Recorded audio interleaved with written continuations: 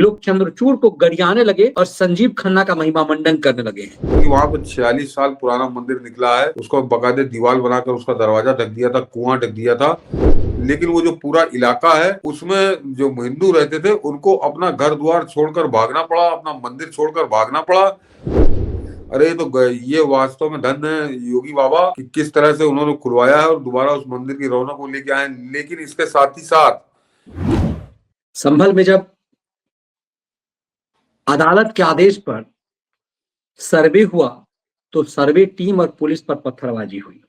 उसके बाद संसद में बवाल हुआ, सड़क पर बवाल हुआ, मामला सुप्रीम कोर्ट में गया और न सिर्फ संभल बल्कि देश भर में ऐसे संभल किस तरह के सबूत आए, इस पर ही सीजीआई संजीव खन्ना ने रोक लगा दी। और उसके बाद मैंने आज दिन में शो किया है, पता नहीं क्या है, यूट्यूब उसे भी अब येलो करता है इस तरह के वीडियोस को, इस साक्ष्य सबूत को। लोग चंद्रचूड़ को गरियाने लगे और संजीव खन्ना का महिमा मंडन करने लगे हैं क्योंकि उन्होंने प्लेसेस ऑफ वर्शिप एक्ट के मुताबिक सर्वे पर रोक लगा दिया। लेकिन योगी कहां मानने वाले थे। सर्वे पर रोक तो लगा दिया लेकिन सबूत और साक्ष्य देखिए इस रूप में संभल में आ रहे हैं। संभल के सबूत और साक्ष्य की इस देश में 40 साल से एक मंदिर, चारों तरफ से जिहादियों ने अपने अवैध निर्माण कर लिए। मतलब ये तो लग रहा है कि पाकिस्तान और बांग्लादेश छोड़ दीजिए, 90 का कश्मीर जो है उत्तर प्रदेश में पल रहा था। खासकर पश्चिमी उत्तर प्रदेश तो एक तरह से कश्मीर को बनाने की साजिश बड़े जोरों में चल रही थी। और कश्मीर तो उन्होंने बना दिया था एक तरह से। जिस हिस्से की बात कर रहे हैं तो ये तो दर्शकों ने देखा होगा कि वहां पर 46 साल पुराना मंदिर निकला है, उसको बकायदे दीवार बनाकर उसका दरवाजा ढक दिया था, कुआं ढक दिया था। और मंदिर की खोपड़ी में किस तरह से वहां पर नाजायज मकान बने हुए अतिक्रमण करके जबरदस्ती के, जो मंदिर की बड़ी लंबी चौड़ी जमीन थी उस पर मकान बना के रह रहे थे। और 46 साल से उस मंदिर में ताला लगा हुआ था। ये छोटी घटना है मनीष जी, लेकिन मैंने कहा इसके आगे की जो कहानी है वो इससे ज्यादा महत्वपूर्ण है कि वो जो मंदिर बंद था वो तो अलग बात है कि 46 साल से मनीष जी वहां पर कोई हिंदू नहीं जाता। और वहां पर जो हिंदू रहते थे, जो उस मोहल्ले में रहते थे, जो मंदिर के पास रहते थे, जो मंदिर की देखभाल करते थे, वो 46 साल पहले उस मोहल्ले को छोड़कर भागने को मजबूर हो गए। क्या कारण था? क्योंकि वहां मुसलमान ज्यादा रहते थे। तो यही कारण, बिल्कुल यही सिचुएशन तो 1990 के कश्मीर की थी। कश्मीर में क्या था, वहां कश्मीरी पंडित थोड़े कम थे और ये मुसलमान बहुत ज्यादा थे। तो उस समय ये आक्रामक हुए और इन्होंने किस तरह से 3 लाख पंडितों को खदेड़ दिया वहां से। तो यहाँ पे 3 लाख तो नहीं थे संभल के अंदर, लेकिन वो जो पूरा इलाका है उसमें जो हिंदू रहते थे उनको अपना घर द्वार छोड़कर भागना पड़ा, अपना मंदिर छोड़कर भागना पड़ा। तो बिल्कुल सेम सिचुएशन है जो 1990 के कश्मीर की थी। वो छोटे तौर पर एक मिनिएचर कश्मीर पाकिस्तान यहाँ पे बन चुका था। हम लोग कह रहे बनाने की कोशिश, साजिश ये बना चुके थे संभल को। और उसके अलावा ये आगे ये इनकी यही साजिश चल रही थी। और जरा गौर करिए कि केवल संभल अकेला कारण नहीं है। आज संभल की घटना ने मनीष जी एक बार फिर इन सेकुलरों को नंगा किया है, इन सेकुलरों के मुंह पे जोरदार थप्पड़ मारा है, क्योंकि ये संभल की घटना तो आज सामने आई है। याद करिए कैराना का जब आया था कि कैराना से पलायन कर रहे हैं हिंदू, अपना मकान, अपने दुकान, अपने मंदिर छोड़कर भाग रहे हैं, पलायन कर रहे हैं। तब ये सेकुलर क्या कह रहे थे? कह रहे सब बनाई हुई गप है, ये सब अलग स्टोरी है, ऐसा कहीं कुछ नहीं हो रहा, क्योंकि उस समय ऐसा कोई सबूत नहीं आया था। लेकिन आज संभल बता रहा है कि किस तरह से वहां पर कश्मीर बनाने की तैयारी हो नहीं रही थी। कश्मीर वहां बना के तैयार कर चुके थे। ये ऐसा तो मनीष जी कोई कल्पना कर सकता है कि हिंदू बाहुल्य ये देश और 82% जहां हिंदू रहते हो वहां पर हिंदुओं के मंदिर को दीवार बनाकर ढक दिया जाए, जो और उसके ऊपर जो कुआं है उसको पाट दिया जाए और उसकी खोपड़ी मकान बनाकर ऐसा कर दिया जाए कि 46 साल से उस मंदिर में दिया नहीं जला। अरे तो ये वास्तव में धन है योगी बाबा कि किस तरह से उन्होंने खुलवाया है और दोबारा उस मंदिर की रौनक को लेके आए। लेकिन इसके साथ ही साथ कि कैसा वहां पे गुंडा राज चल रहा था, डकैत राज चल रहा था, अराजकता राज चल रहा था और समाजवादी पार्टी के सांसद के संरक्षण में चल रहा था। ये सबसे खास बात है कि वहां पे जो बिजली चोरी पकड़ी गई, मान लीजिए 150 मस्जिदें, सोच लीजिए किस तरह का बनेगा ना, कश्मीर का बाप बनाए हुए थे कि 150 मस्जिदें ऐसी पकड़ी गई हैं जो बिजली का बिल देती ही नहीं थी, जो बिजली का बिल देती ही नहीं थी, चाहे जैसा जलाओ बुझाओ, चाहे लाउड स्पीकर बजाओ, चाहे फोन बल्ब जलाओ। तो उसका कारण क्या था कि आप जरा गौर करें कि जिस इलाके में 150 मस्जिदें हो तो कितना बड़ा वो इलाका है, और उसके अलावा वो मस्जिदें केवल अपनी चोरी नहीं कर रही थी, वो साथ में चोरी करवा रही थी।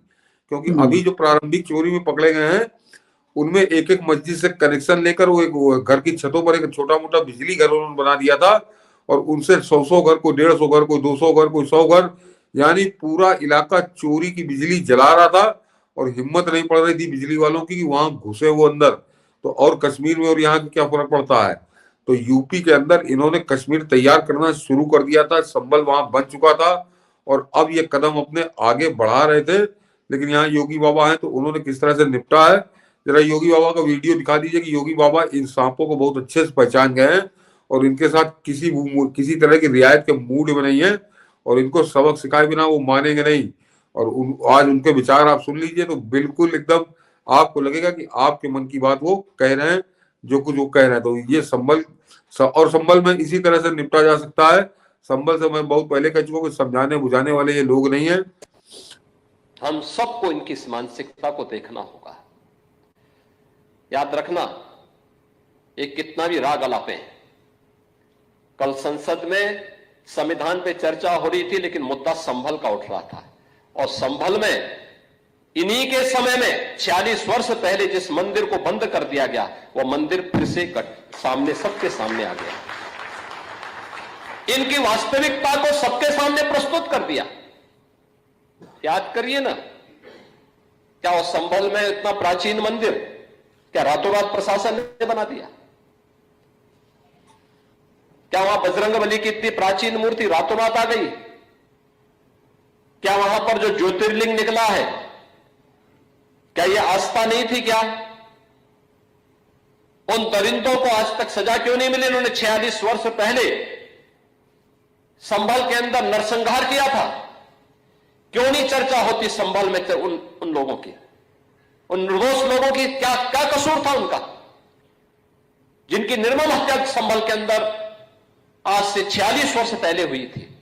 लेकिन जो भी उस सच को बोलेगा उसको धमकी दी जाएगी, उनका मुंह बंद कराने का प्रयास होगा। और इसीलिए कुंभ के बारे में भी ये लोग इसी प्रकार के दुष्प्रचार को लेकर के आगे बढ़ने का कुत्सित प्रयास करेंगे। लेकिन मैं धन्यवाद दूंगा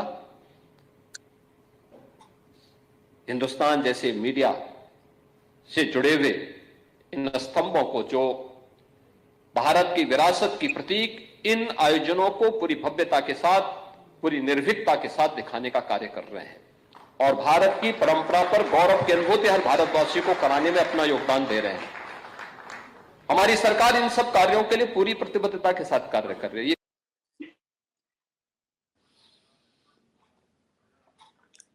तो दर्शक ये जान लें कि जो 1946 साल पहले की बात कर रहे हैं, तो 1978 में दंगा हुआ था हिंदू मुसलमान का, और वहां पर किस तरह से जो योगी बाबा ने जो सवाल किया कि उन हत्यारों को कौन सजा देगा, उन हत्यारों को कौन चिन्हित करेगा, तो वो कोई हिंदू अपना घर ऐसे छोड़ के नहीं भागा था डर के मारे।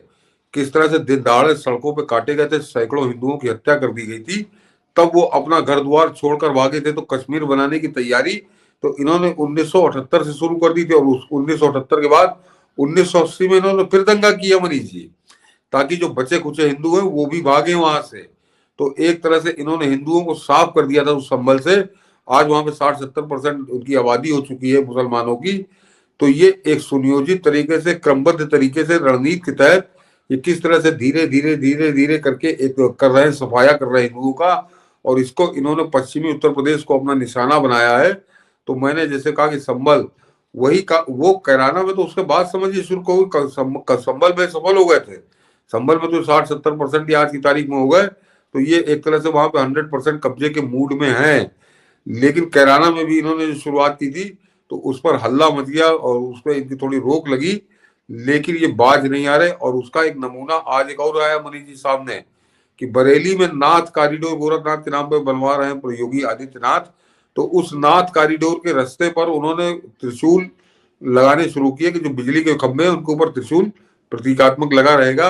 और उस पर वो मौलाना एक निकल के आया, वो कहने लगा कि हम यहाँ इस्लामी झंडा लहरा देंगे, यानी नाथ कॉरिडोर में वो खुलेआम कह रहा है जो हम इस्लामी झंडा लहरा देंगे और सांप्रदायिक दंगे की धमकियां देने लगा। जरा दिखा दीजिए मनीष जी वीडियो वो भी कि ये बरेली का मामला, ये पूरा पश्चिमी उत्तर प्रदेश या रुहेलखंड आप मिला लीजिए, ये किस तरह से संगठित होकर कैसी, ये जरा गौर करिए।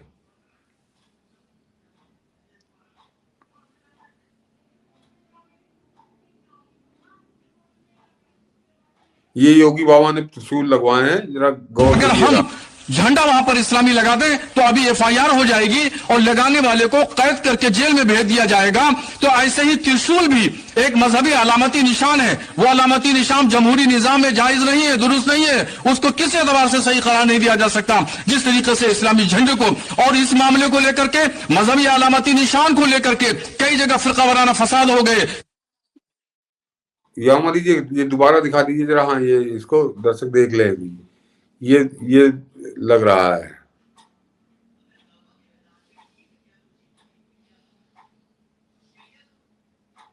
इनके छाती पर सांप लौटने लगे इस त्रिशूल को देख करके। भव्य लग रहा है वो। अगर हम झंडा वहां पर इस्लामी लगा दें तो अभी एफआईआर हो जाएगी और लगाने वाले को कैद करके जेल में भेज दिया जाएगा।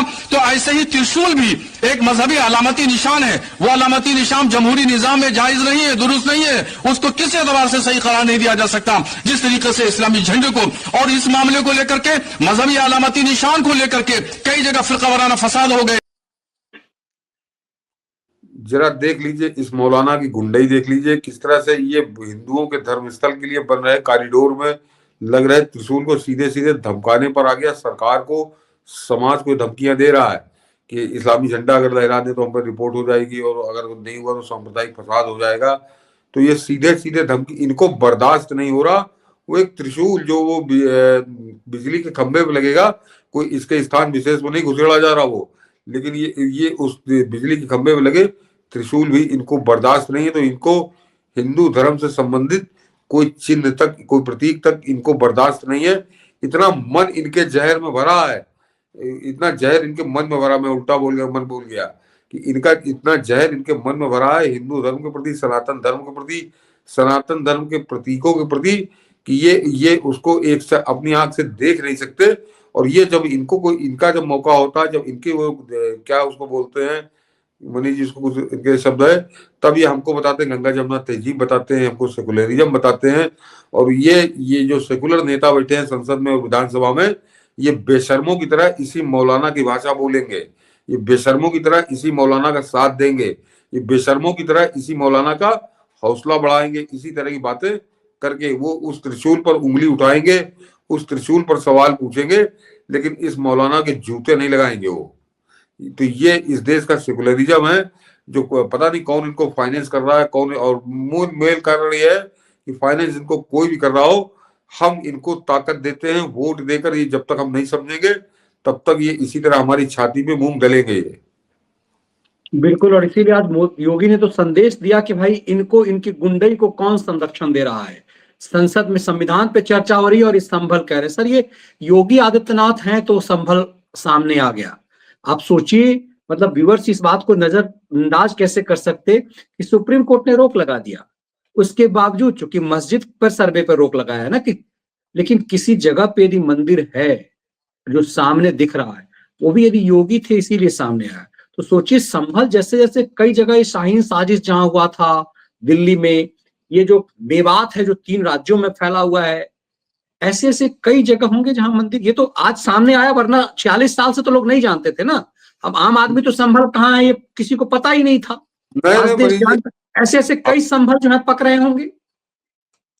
नहीं मनीष जी, अभी इस संभल के मंदिर को देखकर आप बहुत प्रसन्न मत होइए। ये केवल 25% सच सामने आया है, क्योंकि वहां अब पुराने लोग निकल कर आ रहे हैं। योगी बाबा के शासन ने उनको ताकत दी है, उनको हिम्मत दी है, तो अब वो आकर बोल रहे हैं। वो बता रहे हैं कि यहाँ पे 3 मंदिर और थे जो बड़े मंदिर थे।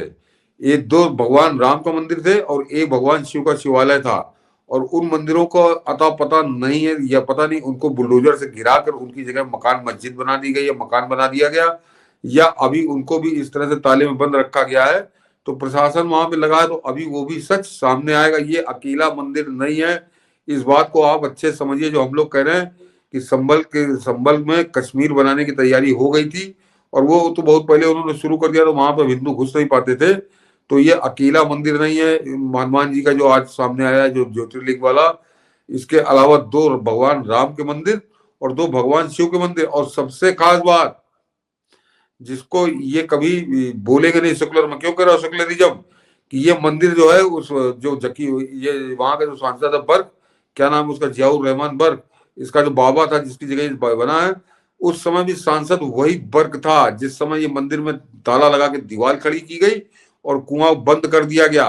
तब वहां पर समाजवादी पार्टी का ही सांसद था वो जियाउर रहमान बर्क, जो मर गया। अब उसकी जगह उसका पोता है ये। तो ये दादा पोते ये लगातार तब से लगे हुए हैं, और इसकी आंखों के सामने हुआ था। इसने कभी बोला? ये हमेशा संसद में वंदे मातरम के खिलाफ बोलता था, भारत माता की जय पे बोलता था, सनातन धर्म के खिलाफ जहर उगलता था, ये बुढ़ा जो जियाउर रहमान बर्क था। लेकिन इसने कभी नहीं बताया कि हमारे यहाँ डकैती डाली गई है मंदिर, ये बाबरी मस्जिद के लिए छाती फाड़ फाड़ के सड़क पे नाचा, संभल में नाचा, दिल्ली में नाचा, संसद में नाचा, ये लगातार नाचा, 92 से लगातार नाचा। लेकिन ये डकैत था। ये इस डकैत ने कभी ये नहीं बताया कि हम तो संभल में अपने घर में भगवान शंकर, भगवान हनुमान जी के मंदिर पर डकैती डाल के बैठे हुए हैं ऑलरेडी। ये जियाउर रहमान बर्क और उसी डकैत का पोता ये डकैत है, और इसकी भी चोरी पकड़ में आ रही है। कायदे से तो समाजवादी पार्टी के कपड़े उतर रहे हैं मनीष जी, कि वो पूरी कोठी बना है बिना नक्शे के, बिना अवैध तरीके से बनी है, तो उसको भी नोटिस सर्व हो गया है। और जो आपने कहा सुप्रीम कोर्ट, तो योगी बाबा भी आर पार के मूड में है कि बुलडोजर संभल में चल रहा है, लगातार चल रहा है, और अभी तैयारी है इस सांसद के घर पर भी चलाने की तैयारी है। और उसी के लिए अखिलेश यादव तड़पने लगा कि ये हमारा उत्पीड़न किया जा। अरे अवैध कोठी बना लो, तुम्हारा उत्पीड़न किया जा रहा है। एमएलए को भी नोटिस गया, एमएलए का भी वही हाल है। मतलब इन सबने हिंदुओं की जमीन पर कब्जा कर करके, जैसे को शत्रु संपत्ति हुई ना, तो ऐसा लग रहा है कि इन लोगों ने इसको शत्रु संपत्ति बना दिया, भगा करके संभल को पाकिस्तान बना दिया और हिंदुओं की जमीन को शत्रु संपत्ति बना लिया इन लोगों ने। इन्होंने 1990 का कश्मीर इन्होंने बना दिया था, बिल्कुल आपको एकदम सामने नजर आ रहा है कि ये कश्मीर था, और वही काम अब ये आगे बढ़ाने के मूड में थे। इनके दुर्भाग्य से और सनातन धर्म और उत्तर प्रदेश वासियों के, संभल के जो हिंदू हैं, उनके सौभाग्य से योगी आदित्यनाथ ऐसा मुख्यमंत्री आया कि इनके उस साजिश पर रोक लग गई। अन्यथा मैंने कहा ना, संभल में तो काम कर चुके थे वो, और सब मतलब इस बात को कोई मान सकता है कि 150 मीटर पे उस जियाउर रहमान बर्क का मकान है, और वो मंदिर कब्जा हो गया, उस मंदिर में मकान बन गए, ताला लगा दिया गया, दीवार खड़ी कर दी गई, उसको पता नहीं चला। अरे उसके संरक्षण में ही हुआ एक कुकर्म। और इसके अलावा तो 4 संरक्षण में इसका जो दादा था उसने सब करवाया। हाँ, उसी ने करवाया मान लीजिए। और उसी के साथ साथ 3 मंदिर अभी और गायब हैं, जो 2 भगवान राम और शंकर जी के। तो वो मंदिर कहाँ है? अभी जब वो पाप सामने आएगा तब ये और नंगे होंगे। ये देखिए लिख रहे हैं संभल, नगीना, कैराना, मुरादाबाद, संभल में 64 धाम के बड़े मंदिर थे। 4 तो अभी जिक्र आया, 64 का तो मुझे नहीं संज्ञान, लेकिन जो 4 बड़े मंदिर थे उनके बारे में तो बहुत खुलकर अब आ रही है। तो उनका भी पता चलेगा, अभी पता चलेगा किस तरह से इन डकैतों के वंशजों ने किस तरह से हिंदुओं के मंदिर उजाड़े, डकैती डाल के उनको खत्म किया है, या वो बंद पड़े हैं। अभी सामने आ जाएगा सच वो। बिल्कुल, और इसीलिए इसे बहुत गंभीरता से लिए जाने की जरूरत है कि कितने कश्मीर और कहाँ कश्मीर जो है वो बनाने की साजिश कांग्रेस और उनके सहयोगियों ने की। और मतलब गौर करिए कि ये उसके बाद 10 साल यहाँ कांग्रेस की सरकार रही, उत्तर प्रदेश के अंदर बात कर रहा हूँ। 4 बार समाजवादी पार्टी की सरकार रही, और वो जियाउर रहमान बर्क लगातार मुसलमान वोटों के दम पे लगातार सांसद होता रहा। लेकिन उस डकैत ने कभी ये नहीं बताया कि हम मंदिर की डकैती डाले बैठे। वो बाबरी मस्जिद पर डांस करता रहा, कभी कैबरे डांस करता रहा, कभी मुजरा करता रहा, लेकिन अपने यहाँ क्या डकैती डाले बैठा इस पर वो कभी नहीं बोला। और इसका लौंडा जो बैठा पोता है, ये भी कभी इसकी जबान नहीं हिली। अब जब इस पर डंडे चल रहे हैं तो अब ये जबान हिल रही है, सच भी सामने आ रहा है, और अभी और आएगा सामने। और जरा अखिलेश यादव हो सकता है आपको धरना प्रदर्शन करता मिल जाए संभल के अंदर कि ये बिल्कुल ठीक थी, डकैती ठीक थी, मंदिर में कब्जा ठीक था। ये इस तरह की नंगाई पे अभी उतरेंगे समाजवादी पार्टी वाले, आप देखते जाइए।